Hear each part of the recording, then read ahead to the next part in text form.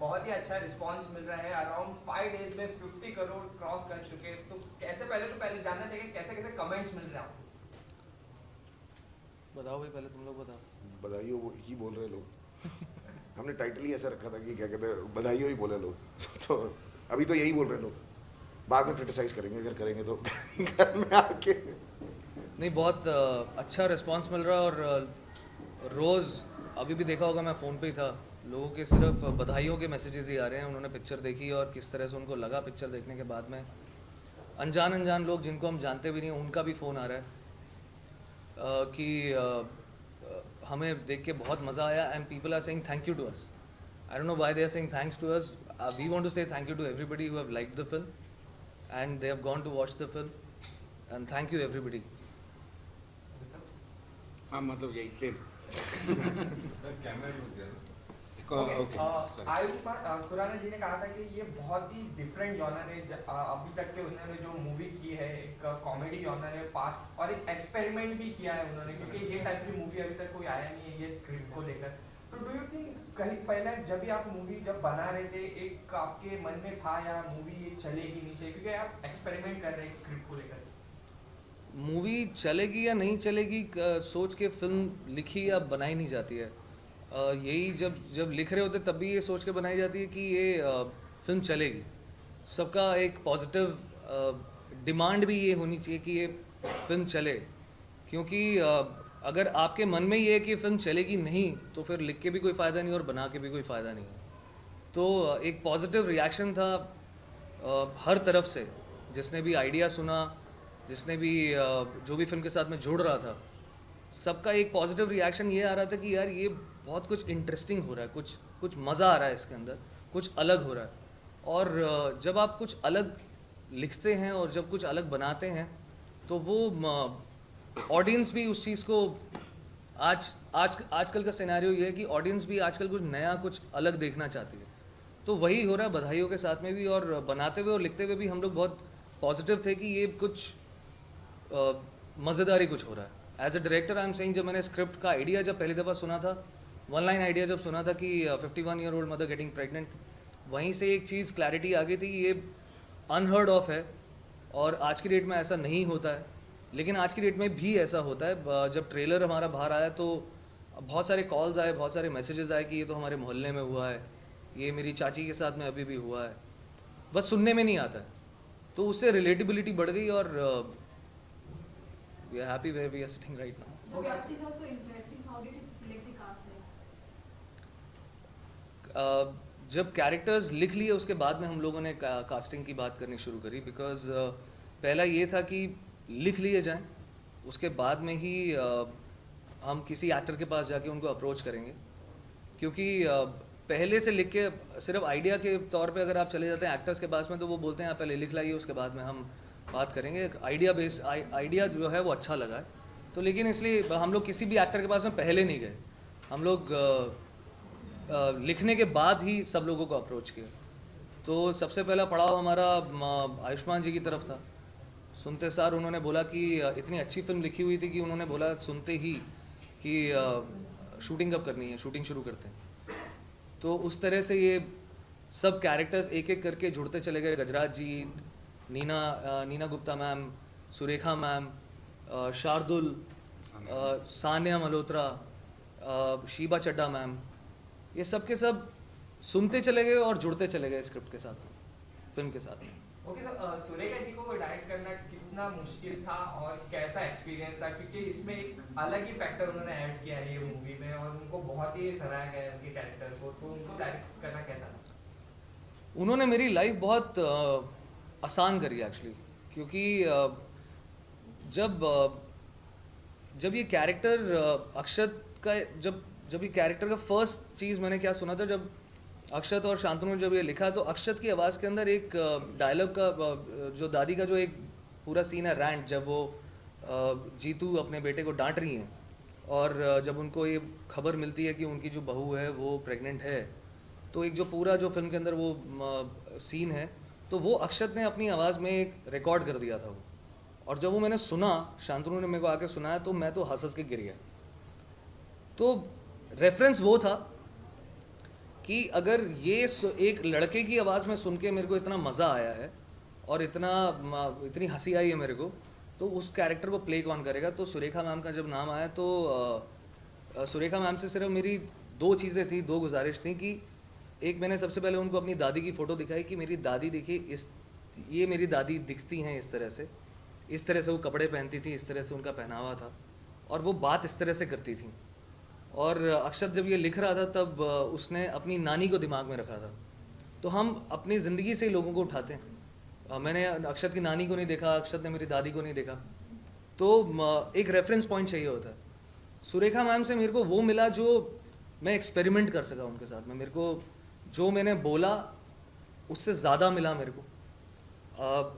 जिस तरह से उनका कैरेक्टर था, तो हमको मेरे को ये चाहता कि ये जो कैरेक्टर है ये बहुत ज़्यादा ओवर ना हो और बहुत ज़्यादा सटल भी ना हो, तो एक बैलेंस्ड एक रखना था।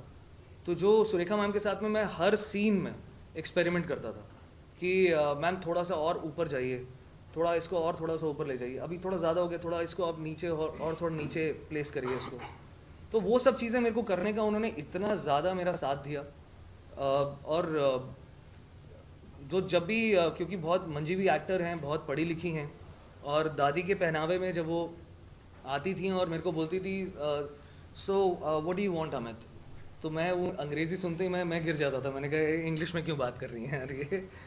तो बहुत ही उनका सेंस ऑफ ह्यूमर बहुत अच्छा है। तो she made my life very very easy, very very easy. Okay, ये मूवी बहुत ही जल्द 100 करोड़ क्लब में आने वाली है, शायद तक 200 क्लब में भी आ जाए। शुक्रिया। तो कैसा एक्सपीरियंस मींस कैसा आपको लग रहा है 100 करोड़ क्लब में आ चुका है? बताइए, 2018 का एक मूवी ये भी जो 100 करोड़ क्लब में आ रहा है। देखिए, ये तो एक सपने की तरह, एक ड्रीम की तरह है। कि जब लिख भी रहे थे अक्षत और शांतनु, तो ये नहीं पता था कि ये फिल्म 100 करोड़ पहुंचेगी कि नहीं पहुंचेगी। तब ये लग रहा था कि फिल्म बनेगी कि नहीं बनेगी। तो जब ये फिर मेरे पास में वन लाइन आइडिया सुनने के बाद में जब मैंने बोला नहीं ये तो फिल्म बनेगी, इसको लिखना शुरू करना चाहिए। और अक्षत ने अपनी नौकरी तक छोड़ दी।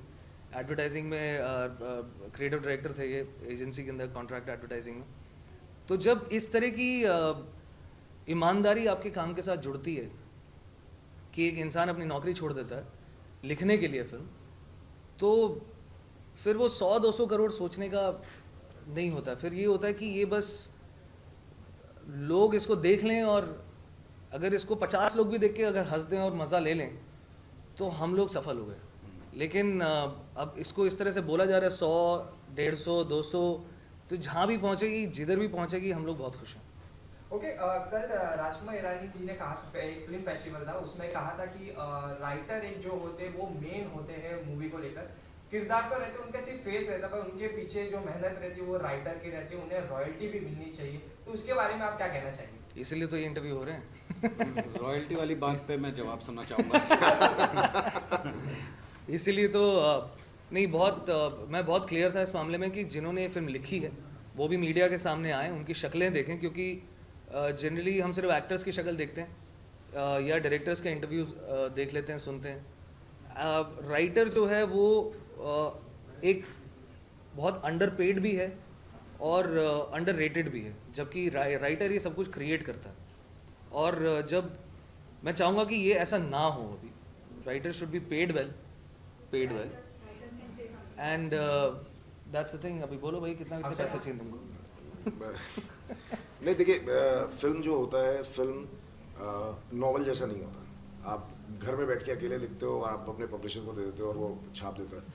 तो फिल्म बहुत कोलैबोरेटिव तरीके का मीडियम है, और उसमें मतलब राइटर की उतनी वैल्यू है जितनी डायरेक्टर की वैल्यू है, जितनी एक्टर्स की वैल्यू है, जितना डीओपी की वैल्यू है, किसी और की वैल्यू है, एडिटर की वैल्यू है।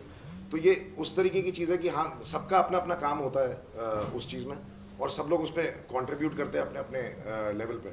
तो फिल्म में मतलब ये नहीं हो सकता कि आप बोलो कि राइटर ही राइटर इंपॉर्टेंट है या डायरेक्टर ही डायरेक्टर इंपॉर्टेंट है या कोई एक्टर ही इंपॉर्टेंट है। ये है ही कोलैबोरेटिव फॉर्म ऑफ एक्सप्रेशन। तो एक चीज़ बस इसमें ऐड करूँगा, ये जो इस फिल्म की जब शुरुआत हुई थी, तो जब मैं और अक्षत 2 आइडियाज़ पे काम कर रहे थे, और वो 2 आइडियाज़ मैं लेके अमित के पास गया और क्योंकि अमित और मेरा पुरानी दोस्ती है, पुरानी यारी है। जारी है, तो यूजुअली जो भी नया आइडिया आ रहा होता है, जो भी कुछ काम आ रहा होता है, तो एक बार अमित से ज़रूर बाउंस ऑफ करता हूँ।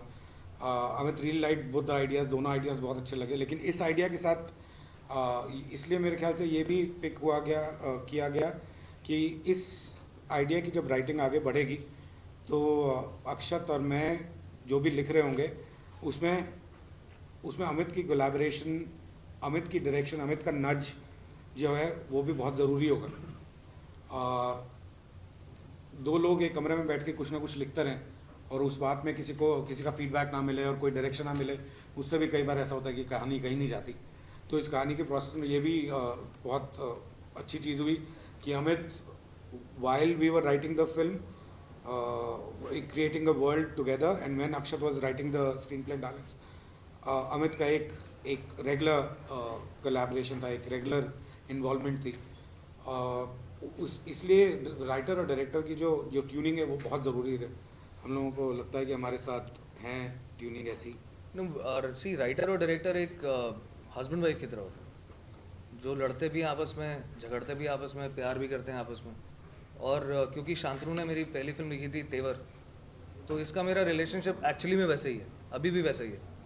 तो शांतनु और अक्षत बचपन के दोस्त हैं, 18-19 साल से जानते हैं एक दूसरे को, तो समझते हैं एक दूसरे को बहुत अच्छे तरीके से। और जब अक्षत ने शांतनु को जब ये आइडिया बताया तो उसने बोला कि ये अमित को सुनाना चाहिए, तो उस तरह से हुआ। बाकी तो जो है वो लिख कर इन दोनों ने जो रेडी किया वो आप सबने देख ही लिया है। ओके सर, लास्ट दो सवाल। बधाई के बाद व्हाट नेक्स्ट? क्या कोई कॉन्सेप्ट है आपके माइंड में जिसके ऊपर आप वर्क कर रहे हैं? अब अगले साल एक और फिल्म है जो फुटबॉल बायोपिक है, जो उसकी डेट्स अभी हैं नहीं मेरे पास में, बट नहीं मतलब मेरी डेट्स नहीं है, मेरी डेट्स तो मैं तो बनाना चाहता हूँ जल्दी। एक्टर की डेट्स अभी आएंगी हमारे पास, तो अगले साल वो है जो ऑन फ्लोर जाएगी। ओके, लास्टली ऑडियंस को क्या कहना चाहिए जिन्होंने बहुत सारे प्यार दिया आपके मूवी को? शुक्रिया ही कहना चाहिए। बहुत तहे दिल से शुक्रिया, और मतलब अच्छा लगता है आप प्यार मिलता है और ऐसे प्यार देते रहना भाई। मैं मतलब मैंने जैसे बोला कि एक ड्रीम था ये, लिखने से लेकर बनाने तक, रिलीज़ होने तक एक ड्रीम ही था कि ये पहले जब अक्षत लिख रहा था तो और शांतनु जब लिख रहा था तो इनको लग रहा था कि पिक्चर बनेगी कि नहीं बनेगी। तो बनने के बाद में ये लग रहा था कि अच्छा पिक्चर रिलीज़ कब होगी, रिलीज़ होने के बाद में लग रहा था कि पिक्चर चलेगी कि नहीं चलेगी। And I just want to say thank you to everybody whoever has seen the film, whoever has not seen the film, please go and watch the film, and thank you, शुक्रिया। Thank you.